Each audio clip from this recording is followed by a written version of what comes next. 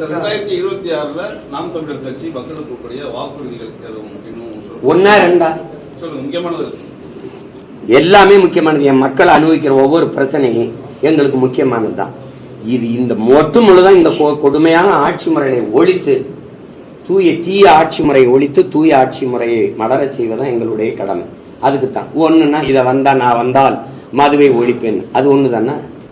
அதுதான் வந்தா ஒழிஞ்சிருமே, நாங்க வந்தா ஒழிச்சிருவோம். ஊழல் லஞ்சத்தை ஒழிப்பேன், அது ஊழல் லஞ்சம் இங்க ஒரு பிரச்சனையே கிடையாது. அது நிர்வாக சீர்கேடு. ஒரு நேர்மையாளன் உட்கார்ந்தா ஒழிஞ்சிரும். ஆனால் மலையை உங்களால உருவாக்க முடியுமா? நீரை உறிஞ்சி வித்துட்டா தடுத்துறேன், தேக்கி வச்சிடறேன். காட்டை வெட்டி அழிச்சிட்டா நட்டு வச்சு வளர்த்துட்டு செத்து போறேன். ஆனா மலையை எப்படி உருவாக்குவேன்? முதல்ல என் நிலத்தின் வளத்தை சுரண்டுவதை தடுக்கணும். அதுதான் முதன்மையானது. எனக்கு என் முன்னோர்கள் எங்களுக்கு என்று எதை வச்சுட்டு போல. ஆனால் காட்டை காடா வச்சான், மலையா வச்சான், ஆறா வச்சான், ஏரியா வச்சான், கடலை கலரா வச்சுட்டு போனான்.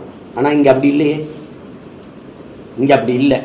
இப்ப நீங்க பாருங்க, இப்ப செய்தி சிப்காட் ஈரோட்ல சிப்காட்ல இருந்து கொண்டு வந்து காவிரி வரும் இந்த படுகையில் இருக்கிற காவாயில கொண்டாந்து அப்படியே வண்டியா கொண்டாந்து கழிவை கொட்டி விட்டு போயிட்டான். இப்ப தொழிற்சாலைகளினுடைய கழிவுலாம் எங்க விட்டுதுன்னா ஏரி, குளம், அருவி, ஆறு, வயல் இதுல கொட்டினா எப்படி? நெல் விளையுமா, நஞ்சு விளையுமா? இது என் நிலத்தின் வளத்தை காக்கணும், மக்களின் நலத்தை காக்கணும். அதுதான் எங்களுடைய பெரிய பொறுப்பும் கடமையுமா நான் நினைக்கிறேன்.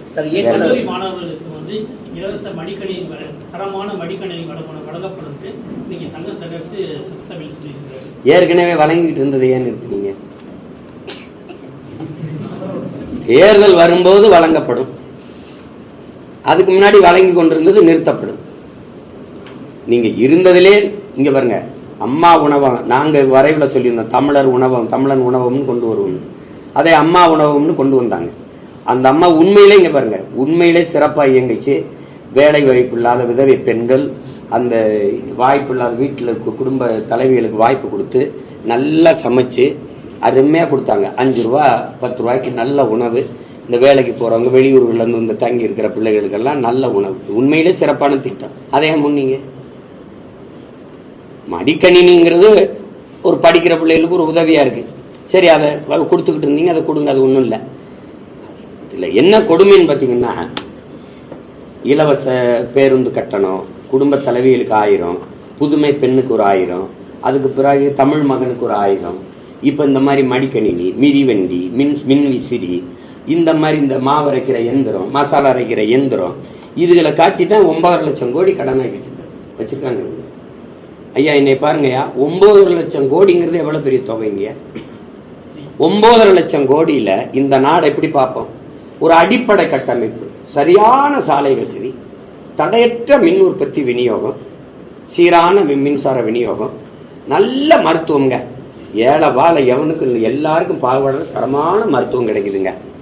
அப்படி ஒரு மருத்துவ கட்டமைப்பு, சமமான கல்வி, ஏழைக்கு பணக்காரனுக்கு சிற்றூர் நகர்ப்புறம் என்று இல்லாது சரியான கல்வி, அருமையான கல்வி, மேற்கூரை இடிஞ்சு விழாம, உப்மாவுக்கு என் பிள்ளை தட்டேந்திக்கு போகாம எது காலையில, அப்படி கல்வி, அறிவை வளர்க்கும் கல்வியும் உயிரை காக்கும் மருத்துவமும் உலக உயிர்களின் உயிர் தேவையா இருக்கிற நீரும் வியாபார பொருளாயிருக்கு.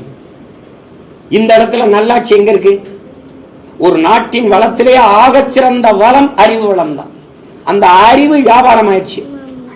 இல்ல, நான் தரமான கல்வி என் தேசத்தின் குடிகளுக்கு கொடுப்பேன், அப்படி ஏதாவது கட்டமைப்பு இருக்கா? பின்ன அரசு பேருந்த பாத்திரிக்கையில வலைவெளியில பின்னாடி இருக்க கதவு பிஞ்சுக்கிட்டு பக்கத்தில் இருக்க கதவு பிஞ்சு போது நூலை வச்சு கட்டி ஓட்டிக்கிட்டு இருக்கிறது. இந்த நிலையில வச்சுட்டு 9 லட்சம் கோடி கடன் வாங்கி என்ன நலத்திட்டத்தை நிறைவேற்றி இருக்கிறது என்று இந்த சட்டசபையில நிதித்துறை அமைச்சர் பேச முடியுமா, விளக்க முடியுமா? 9 லட்சம் கோடி வட்டி எவ்வளவு கட்டுறீங்க? வட்டி எவ்வளவு சொல்லுங்க.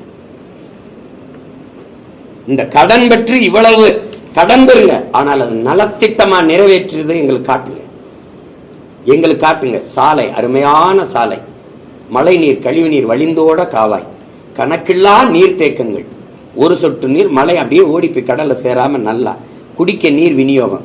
இப்பவும் நீங்க தனியார் போத்தல்ல வாங்கி தானே குடிக்க முடியுது. தவிச்ச வாய்க்கு தண்ணி கூட தன் நாட்டு குடிகளுக்கு தர முடியாத அரசா தரிசா எப்படி அதை ஏற்கிறீங்க? எப்படி ஏற்கிறீங்க சொல்லுங்க?